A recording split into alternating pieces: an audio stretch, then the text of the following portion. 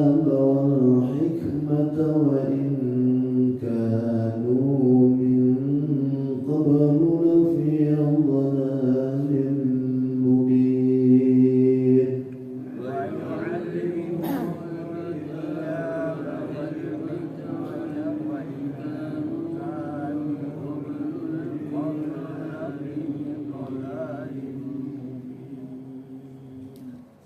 أولما أصابتكم مصيبة قد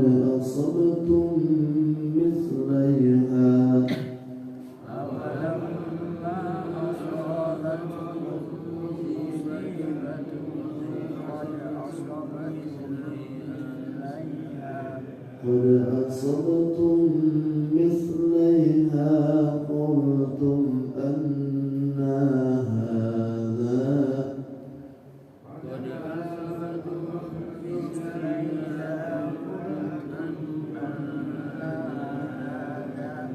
قل هو من عند أنفسكم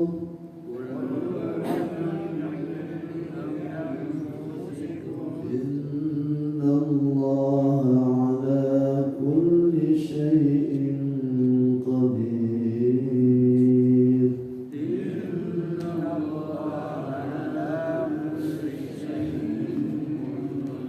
صدق الله العظيم وصدق رسوله النبي الكريم ونحن على ذلك من الشاهدين الشاكرين والحمد لله رب العالمين.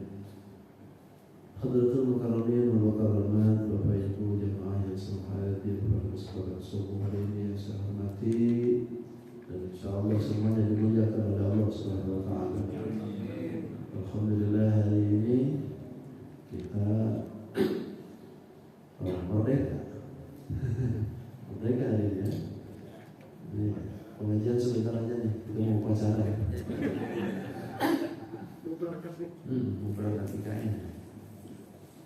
Alhamdulillah ini kita diberikan oleh Allah satu waktunya kemerdekaan kita untuk RI yang ke-79 tahunnya.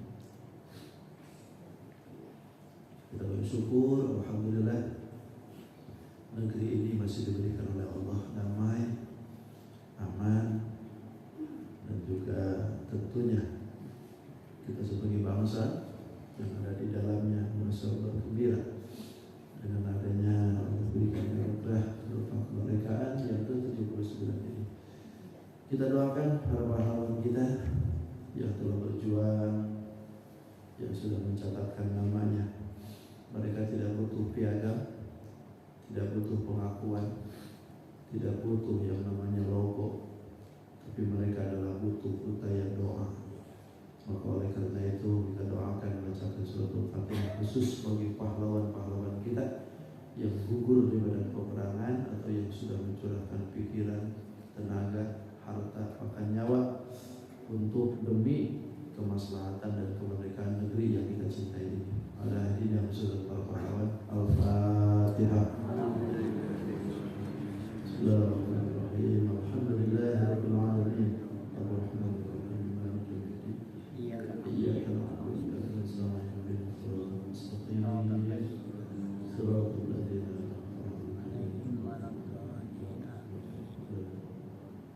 Mudah-mudahan doa kita dikabul oleh Allah Subhanahu wa taala.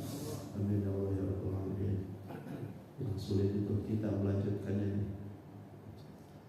Ibarat pepatah Bung Karno menyebutkan bahwa kita ini mudah mengusir penjajah, mudah karena hidungnya beda, kulitnya beda, itu perawakannya beda, jadi bisa diciriin mana penjajah mana pribumi. Maka kalian itu lebih sulit kata Bung Karno untuk membedakan, karena perjuangan itu lebih sulit karena penjajahnya ada dalam dirimu sendiri. Warnanya sama, kulitnya sama, kedudukannya sama, bahasanya sama, padahal musuh. Nah ini bedanya. Jadi walaupun kayak gitu mudah-mudahan kita diberikan petunjuk oleh Allah sehingga bangsa ini tetap aman sampai kiamat insyaallah.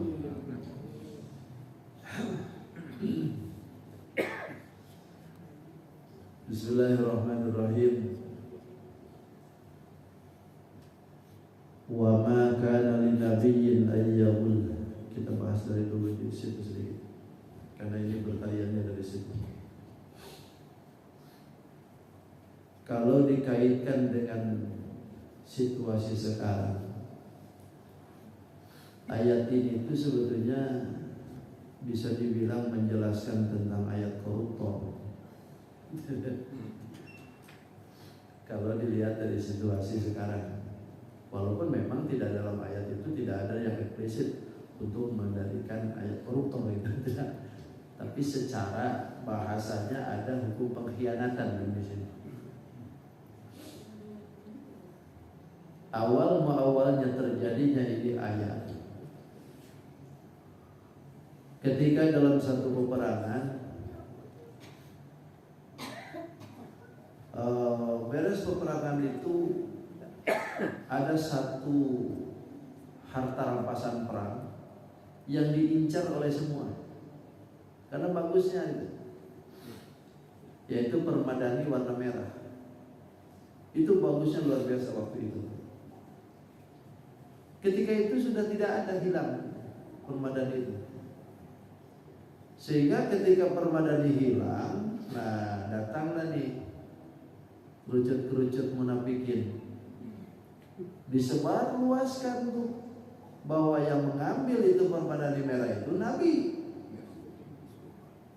Bayangkan Nabi nih. Makanya kalau Ustaz Ahmad dipitnah biasa sudah. Ini Nabi itu berani nggak tuh? Dipitnahnya ngambil permadani. Karena kan rampasan perang itu kalau belum dibagi nggak boleh ya diambil. Harus dibagi dulu nanti sama Nabi. Nah ini udah hilang di satunya, disudutkan ke Nabi. Makanya turun ayat nih, bentuk teguran kepada mereka sekaligus menjaga Nabi, karena Nabi ini gak mungkin melakukan hal seperti itu. Tidak elok lah itu bahasanya. Makanya kan wa ma kana linabiyyin ayyahul ay ma yang bagi. Tidak pantas, tidak patut bagi Nabi ayyahullah untuk berkhianat. Iyahul itu asalnya berkhianat. Gak pantas kalau bagi Nabi untuk berkhianat, apalagi disebutkan macam begitu. Dah kata Nabi, ngapain coba merpadani? Gak butuh Nabi kalau macam begitu. Gak patut bagi Nabi ngambil macam begitu. Ini terjadi ketika perang Badar itu. Bahwa yang menyudutkan adalah pertama itu adalah orang-orang munafikin sebetulnya yang menghembuskan seperti itu. Lalu diancam oleh Allah. Kata Allah, wa may yaghlul ya'ti bima ghalla yaumal qiyamah. Siapa yang berkhianat, yang mengambil macam begitu nih, enggak ngaku-ngaku nih, enggak mau tobat, ya'ti nanti bakal datang nih. Kalau fi'il madinya kan atam. Kalau fi'il mudhari'nya ya'ti. Bakal datang nanti bima, dengan memanggul tuh, membawa bima itu bawa ghalla yaumal qiyamah, dengan yang dikhianati nanti yaumil qiyamah. Karpet merah nanti dipanggul sama dia tuh, dibawanya sama dia nanti. Kalau ada yang ngaku nih, hamilan lahu ana uruqi, nanti dipikul di pundaknya tuh. Nah ini ayat memang bertalian dengan perkara waktu itu ya. Tapi kalau dikaitkan dengan ayat yang situasi sekarang, sama halnya dengan seperti itu. Jadi siapapun dari kita yang ketika berkhianat dalam hidupnya, maka yang dikhianatkan itu nanti dia memiliki akan dibawa. Kenapa ini sampai itu kok bawa kresek, nanti dia memiliki akan bawa kresek-kresek itu. Ternyata lagi kurban ya. Kurban belum dibagi dia sudah bawa. Itu dibawa kresek-kresek di akhirat tuh.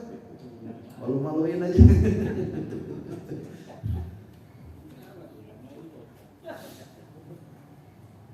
Jadi itu bakal begitu tuh nanti tuh. Atau bawa nanti bawa mok gitu kan di akhirat tuh. Oh dilihatin semua orang semua, kenapa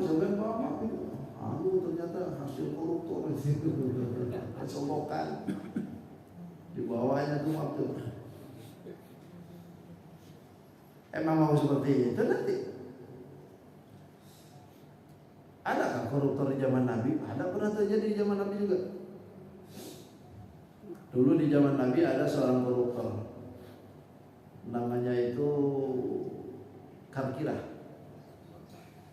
Ada namanya Karkirah. Ini mohon maaf kalau ada nama Karkirah. Rubah aja, rubah. Ganti nama lah sekalian. Tinggal kayak paling atas gitu. Itu si Karkirah itu ikut perang dengan Nabi. Lalu setelah peperangan dia terbunuh. Begitu tahu terbunuh, Nabi ini tahu nih bahwa si Karkirah ini terbunuh. Cuman kata Nabi, ini orang masuk neraka. Oh, kaget semua. Nah ini kan perang ya Rasulullah. Iya memang itu perang. Tapi periksa. Ternyata dia bawa baju hasil rampasan perang sudah diambil duluan. Ikut perang padahal dengan Nabi, gugur di medan perang. Tapi kata Nabi dia masuk neraka aja. Begitu diperiksa ternyata ada di situ. Padahal ini di depan Nabi. Apalagi ini zaman sekarang jauh dengan Nabi, Pak. Maling mati, sudah banyak sudah. Ya Allah. Makanya yang sudah ngambil duit orang baru kita. Ayo cepat. Yang sudah bawa keropak-keropak loh. Nanti deh di akhirat bawa keropak pak. Keropak ala-ala. Kenapa dia bawa keropak ala-ala? Ternyata dibongkar sama dia ketahuan sekarang.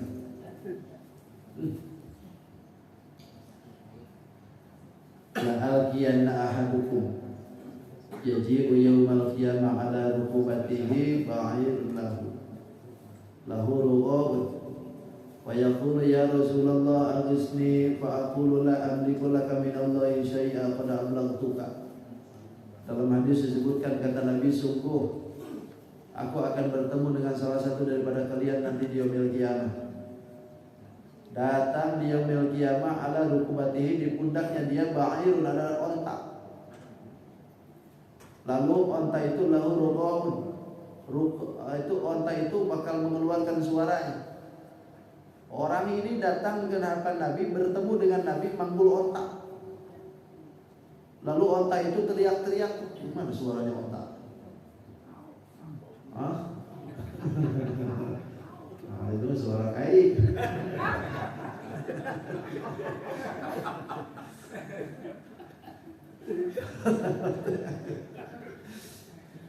Itu suaranya keluar ya, teriak-teriak tadi. Lalu orang itu nyebut, ya Rasulullah, aghithni ya Rasul, tolong aku ya Rasul, tolong aku. Kata Rasul, la amliku laka minallahi syai'a, aku tidak ada kuasa. Tidak ada kekuasaan untuk menolong sesuatu sedikit pun. Qad ablaghtuka, sungguh aku kan telah menyampaikan kepada engkau bahwa perilaku macam seperti itu jangan dilakuin. Kalau dilakuin juga akhirnya kan onta di bawah tuh. Siapa suruh pulang kau ngambil duit orang kan? Datang ke hadapan Nabi macam begitu nanti. Bahkan ada ruku ala rukubati syatun, nanti ada di pundaknya itu manggul kambing, ada sama halnya nanti itu begitu.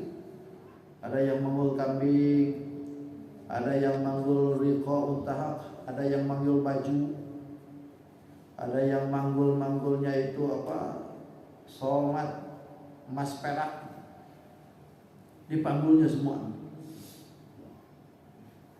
Pokoknya apa yang diambil sekarang dari pengkhianatan dalam perilaku hidupnya, itu nanti dipanggulnya di akhirat. Dibawanya itu semua. Alhamdulillah dari Allah. Untuk apa ini tujuannya? Untuk memberikan rasa malu. Jadi cara keadilan Allah nanti itu mempermalukan kita tuh, macam seperti itu nanti. Bayangkan ini mikulnya sendirian, dilihatin seluruh makhluk, coba. Seluruh orang nanti. Kalau sekarang kan nggak ketahuan yang maling di mana, yang maling siapa nggak ketahuan. Apalagi yang maling di atas itu kan rame-rame, nggak ketahuan. Tapi nanti ketahuan tuh pada gotongan tuh, gotong royong semua tuh datang ke situ, grup Jokowi. Nanti pada datangan semua. Kalau sekarang kan cari aman semua tuh, masing-masing bermanuver. Tapi nanti di akhirat dibawa semua tuh. Siapa yang maling duit BLBI itu kan? Siapa yang maling duit kopi itu? Pokoknya semua dibawa tuh nanti. Nah.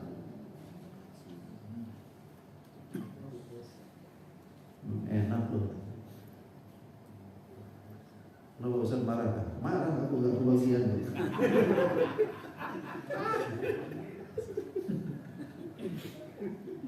Ya sendirian aja malu kalau gak bagi-bagi.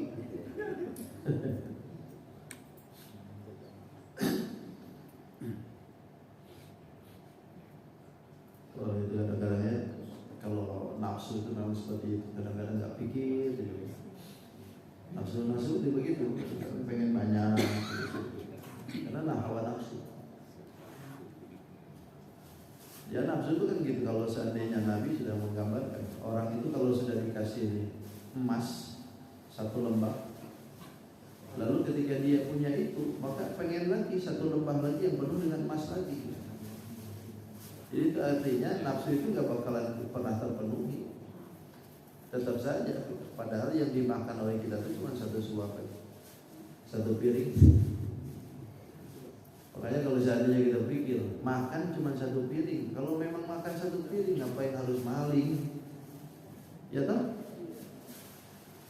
Ngapain harus maling? Duit miliaran mau dibalikan makanan seberapa sih? Tetap aja 1 piring 2 piring yang kita punya. Tapi karena nafsu, pokoknya semuaan. Sampai lupa dengan kanan kiri tetangga yang butuh.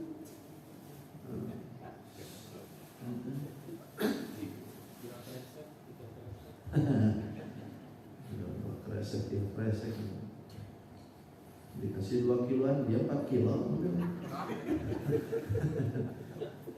Kan gak butuh, padahal kita bisa dari pasar, bagi-bagi juga ya.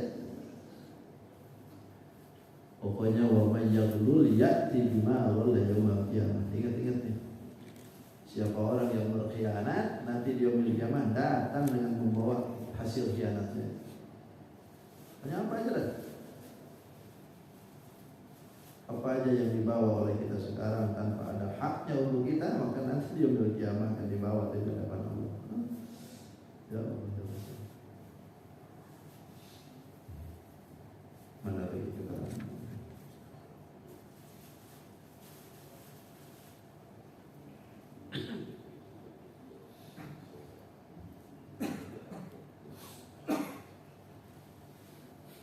Summa tuwaffa kullu nafsin ma kasabat wa hum la yuzlamun. Summa tuwaffa, kemudian disempurnakan gitu. Artinya dibalas. Kullu nafsin, setiap diri yang berkhianat itu balasannya ma kasabat, apa yang dilakukan. Wa hum la yuzlamun, dan mereka sedikit pun tidak dizalimi. Tidak dikurangi balasannya. Pokoknya siapa orang yang suka bertipu-tipu, berkhianat dalam jabatan, berkhianat dalam usaha, berkhianat dalam syirkah, semua nanti akan dibawa hasil pengkhianatannya. Lalu kemudian summat wafa kullu nafsin, Allah akan balas. Orang yang tukang khianat itu dibalas dengan balasan yang setimpal. Maka sebab apa yang dilakuin itu, ya tentunya balasan yang di sana nggak ada lagi selain daripada melempar diri. Kalau pemahakam sih mungkin bisa berenang, Bang. Karena kalau nyebur ke neraka, naudzubillah min dzalik. Dan itu harus balasannya harus ke situ, nggak ada lagi sudah. Bahkan wahum la yuzlamun, sedikit pun tidak dizalimi. Artinya dia tidak dikurangi siksaan yang sudah disiapkan itu. Ketika harus ke situ ya nyebur semua gitu.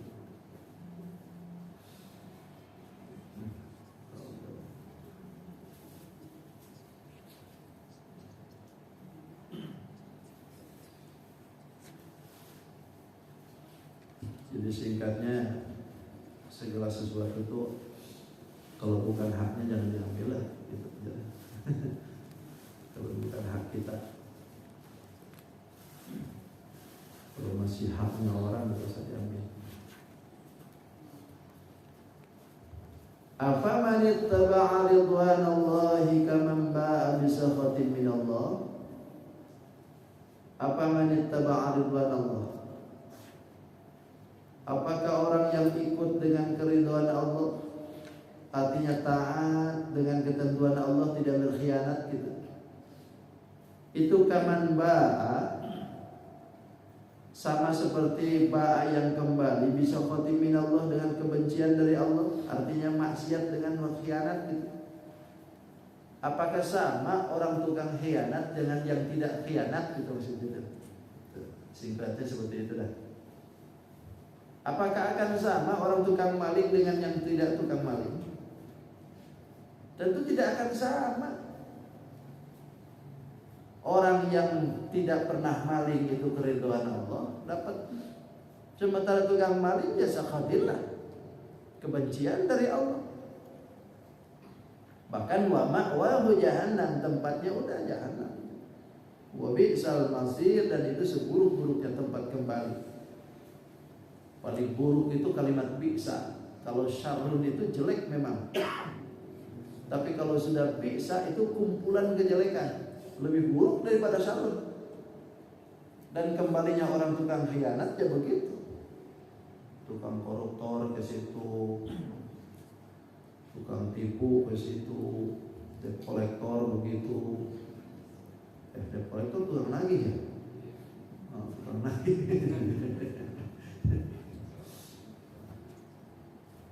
Tukang riba ke situ, pokoknya yang jelek-jelek itu ke situ. Itu bisa namanya.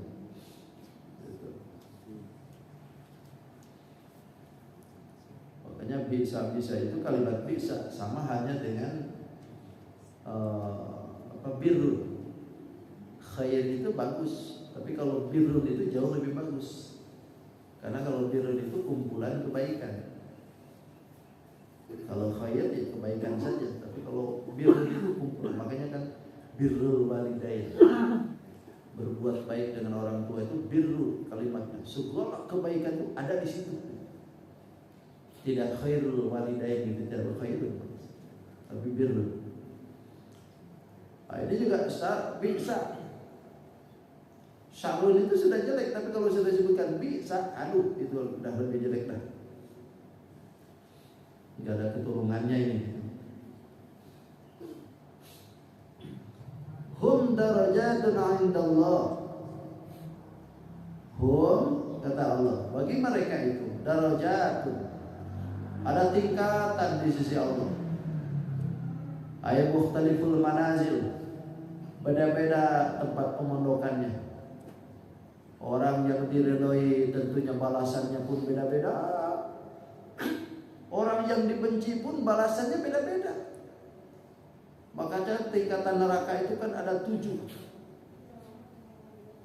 Begitu juga dengan tingkatan surga, ada 8. Itu disesuaikan dengan tingkatan pahala yang diberikan oleh Allah. Maka semua dari kita itu masuk surga, misalkan di semua barusan insya Allah. Tapi di akhirat itu beda-beda nanti, sesuai dengan kadar keimanan yang sudah diberi oleh Allah sekarang. Sesuai dengan kadar ibadah masing-masing, kelakuan baiknya masing-masing. Banyak dan tidaknya itu kita nanti beda. Ada yang mungkin sama, ada yang mungkin di bawah kita, ada yang mungkin di atas kita. Itu semua diberikan oleh Allah. Hum darajatun, ada derajat, ada peringkat lah, sama lah dengan di dunia. Kan di dunia juga begitu. prestasinya mentereng, naik ke atas gitu kan.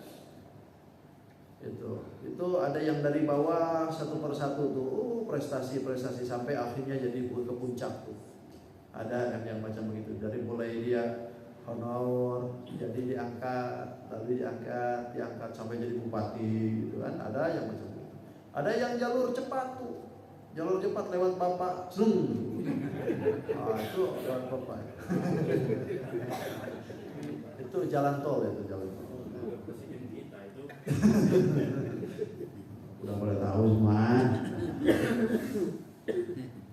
Nah, itu jalur cepat. Nanti di akhirat tuh begitu tuh, harus cari jalur cepat. Jadi jangan jauh-jauh dari bapak nanti di akhirat. Kalau di dunia saja bisa begitu cepatnya, itu enak banget tuh. Baru masuk jadi langsung jadi ketua parpol itu kan, itu enak kan? Enak tuh. Itu baru dari kuliahan langsung mau jadi bupati, mau jadi wali kota, enak. Itu dunia tuh begitu. Di akhirat apa nggak bisa begitu gitu? Bisa. Di dunia mungkin tidak terkenal, di dunia tidak kelihatan ibadahnya, tapi tiba-tiba di akhirat ada di pinggir Nabi dia. Apa yang diibadahi sama dia? Oh, ternyata dekat dengan pusat. Enak kalau dekat dengan pusat. Dekingan pusat. Siapa? Sayyiduna Muhammad sallallahu alaihi wasallam. Itu maksudnya dekingan pusat tuh. Karena seringnya bersolawat dengan Nabi Muhammad, tidak kelihatan sama orang, tapi dia dekat dengan Nabi Muhammad. Begitu di akhirat mentereng dia. Nah, itulah hebatnya tuh. Atau barangkali tidak kelihatan ibadahnya, lalu tiba-tiba jadi pangkat wali ini. Begitu dibagikan bukunya tuh, malaikat nggak salah ya, ulun nih. Ulun di dunia kadang pernah jadi wali, tapi kenapa ini buku catatan umur ini jadi wali? Kata malaikat, pian ini dekat dengan orang yang jadi wali. Ternyata jadi muridnya wali. Itu jadi muridnya wali, jadi cepat. Itu akan diberi oleh Allah darajatun 'indallah. Tinggi derajatnya nanti. Begitu juga dalam kategori yang jeleknya. Yang tadinya dari bawah kejelekan itu ditata, ada yang sampai menjadi puncak gitu ya. Kecil-kecilan dulu maling sandal biasanya gitu. Saya naik lagi gitu kan, maling motor, sampai jadi puncak maling duit bank. Itu sampai jadi puncaknya. Ajib dulu kan. Ada yang jalur cepat langsung, baru jadi pencuri langsung dibawa jadi mencuri mobil. Kenapa? Karena dekat dengan pusat. Begitu di akhirat juga begitu. Ini kelihatannya alim nih, tapi begitu di akhirat langsung ke neraka. Kenapa bisa begitu? Karena pusatnya yang benar. Jadi derajat-derajat itu akan ditampakkan oleh Allah. Sehingga tidak mustahil daripada kita semua ini, walaupun misalkan ulun yang bicara tentang masalah ini, tapi derajat ini di akhirat bisa jadi bapak itu lebih unggul daripada saya. Gitu. Makanya kalau di akhirat itu nanti akan dipertemukan oleh Allah, kan? Kita satu sama lain itu di akhirat itu dipertemukan. Terutama di surga itu ada masa-masa dipertemukan dengan orang-orang yang pernah kumpul di dunia. Untuk apa? Cerita nanti. Seperti kita sekarang nih cerita gitu tentang akhirat. Nanti di akhirat itu cerita tentang dunia. Kalau sekarang kan cerita tentang akhirat gitu nih. Nanti kita di akhirat cerita tentang dunia. Bagaimana kau bisa kemari? Diceritakan tuh. Bagaimana kau bisa mendapatkan derajat seperti ini? Ceritanya begitu nanti. Kalau urusan yang di sana nggak akan ceritain. Kalau sekarang kan kemana-mana kita ceritakan. Kalau di akhirat itu nanti cerita-cerita itu bagaimana kita sampai derajat tinggi, bagaimana Allah berikan kemuliaan, itu yang diceritain. Nanti cerita semua itu akan dipertemukan oleh Allah Subhanahu wa taala. Makanya ketika ahli surga itu bercerita, lalu diingetin oleh Allah, Itu yang namanya yang dulu teman kita suka di tiang itu di duduknya itu. Itu kemana? Gak kelihatan gitu. Oh iya ya, itu di mana? Dia tanyakan, ya Allah, itu teman ulun yang dulu pernah di tiang-tiang gitu. Yang suka di pojok gitu di duduknya. Itu kemana itu? Oh itu bukan ahli surga. Dia ada di neraka. Mau lihat ya Allah, dilihatin tuh. Ternyata lagi kelobok di neraka. Ada nanti dilihatin tuh seperti itu nanti. Kan bedanya itu kan ahli surga itu bisa lihat di neraka, ahli neraka nggak bisa lihat surga kan itu. Bedanya kan itu nanti. Begitu dilihatin ternyata ada kawannya di situ. Dia berkata, ya Rabb, ulun kadang senang kalau teman ulun di situ. Dia itu dulu ya Allah yang kami sering ngaji, dia yang ngasih air tuh. Dulu kami kalau misalkan ngadakan pengajian, dia yang bawa nasi kuning. Ulun gak senang ya Allah. Kalau ahli surga nyebutin kada senang berarti itu pengen disenangin. Apa senangnya? Angkat. Kalau dia itu ahli surga pengen ngangkat seseorang, kata Allah, angkat itu. Dia angkat. Berkah daripada ahli surga. Karena ahli surga itu permintaan apapun diberi oleh Allah. Hatta sampai disuruh ngangkat dari situ juga. Ahli surga gak bakalan ditolerkan. Beda halnya ahli neraka. Kalau ahli neraka itu minta 100 kali, ribuan kali, diam aja, gak digubris. Tapi kalau ahli surga 1 kali minta langsung. Kenapa? Karena untuk menyenangkan ahli surga, apapun keinginannya. Rutbatun paminhul makbul falahu darajatul ula. Ini martabat orang yang sebagian dari kita yang diterima akan pahalanya. Ini adalah makbul, darajatul ula, derajat yang tinggi. Wa minhum, sebagian lagi nanti ada al-mardud, ada nanti ditolak oleh Allah. Falahu darajatul sufla, itu nanti tempatnya di bawah. Alhamdulillah ya. Makanya nanti kalau sudah bapak-bapak, ibu-ibu mau masuk surga semuaan, jangan lupakan dosa dahulu. Jangan lupakan dosa dahulu. Tolong ingati baik-baik dosa dahulu. Cari, ya. Kalau memang nggak ada, cari. Siapa tahu dosa dahulu ini nggak ada di tempat.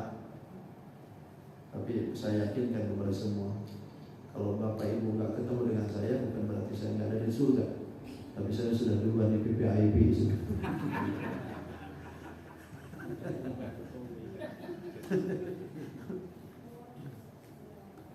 Allahumma shalli ala sayyidina Muhammad.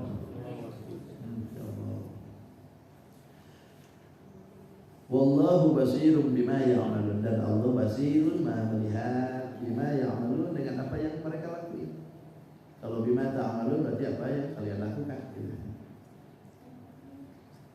Basir bahasanya. Allah maha melihat. Kalau alim itu kan mengetahui, kalau basir itu melihat. Melihat secara hakikatnya Allah Subhanahu wa taala. Apapun yang dilakuin Allah tahu. Maka tidak ada yang meleset sedikit. Lalu selanjutnya, laqad manallahu 'alal mu'minina idz ba'atsa fihim rasulan min anfusihim. Ini ayat bisa dibilang menjadi ayat kelembutan di dalam pengagungan Nabi Muhammad SAW, dan sekaligus pembersihan Nabi Muhammad. Awalan adil gulul, pembersihan bagi Nabi Muhammad dari tipu-tipu. Tidak mungkin Nabi Muhammad itu ada penipuan macam seperti itu. Maka ini bisa dibilang lagi bahwa wujudnya Nabi Muhammad di antara kita itu adalah nikmatun azimatun, nikmat yang besar, an'ama biha alaihim, yang Allah berikan nikmat itu kepada kita semua. Jadi wujudnya Nabi Muhammad itu nikmat yang besar sebetulnya. Tidak ada nikmat yang paling besar itu kecuali wujudnya Sayyidina Muhammad SAW. Walaupun seantero dunia ini adalah wujud nikmat, tapi wujudnya Sayyidina Muhammad itu adalah wujud daripada nikmat yang paling besar. Makanya kata Allah, laqad manallahu 'alal mu'minin. Sungguh diberi karunia dari Allah Subhanahu wa taala alal mukminin, terhadap orang yang mukmin. Karunianya apa? Idz ba'atsa fihim, ketika mengutus Allah fihim, dari golongan mereka, rasulan, seorang utusan, min anfusihim, dari diri mereka. Artinya bangsa mereka, bangsa Arabi waktu masanya. Allah utus dari bangsa kita sendiri gitu, dari bangsa manusia Arab, bangsa Arab. Tujuannya supaya apa yang disampaikan itu paham. Bahkan wa yasrafu bihi mulkan, sekaligus bisa memberikan kemuliaan terhadapnya. Biasanya kan kalau kita ini kajian, misalkan kajian, yang menyampaikannya satu bahasa, lalu yang menyampaikannya satu bangsa, satu negara, kan enak, ya kan? Sama-sama bangsa Indonesia, sama-sama bahasa Indonesia, sama-sama duduk di Indonesia, lalu ngaji, sama enak tuh. Apa yang disampaikan itu sekali aja tek langsung bisa dicerna. Tapi kalau yang datangnya adalah orang Afrika, nyampaikan pengajian kepada kita bangsa Indonesia, itu kira-kira itu bingung yang ada, nggak kena. Sekalipun ada yang translate bahasa misalkan, tapi tetap saja kita nih bingung dulu. Ketika dia ngomong, apa yang dia ngomong, ketika penerjemahnya menerjemahkan, baru kita ngerti. Jadi ada dua otak yang disiapkan oleh kita akhirnya. Nah, itu pentingnya satu frekuensi. Makanya Allah Subhanahu wa taala mengutus Nabi Muhammad itu di Jazirah Arab, diturunkan untuk orang Arab pada masanya, tapi pada dasarnya adalah untuk seluruhnya. Tapi kenapa? Karena bahasa yang disampaikan supaya untuk dimengerti, supaya cepat dipahami gitu.